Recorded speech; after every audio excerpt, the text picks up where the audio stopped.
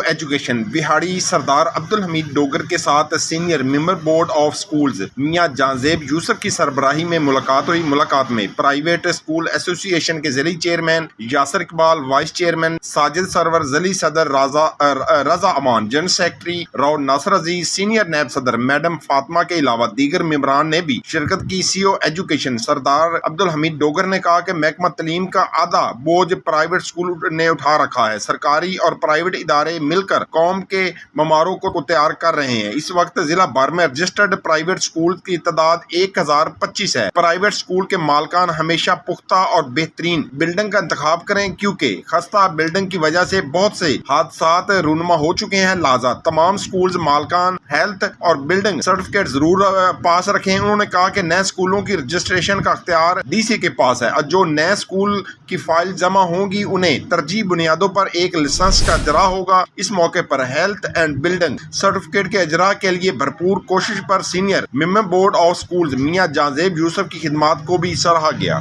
जी, cameraman team के साथ मोहम्मद शमून नज़ीर, विहाड़ी।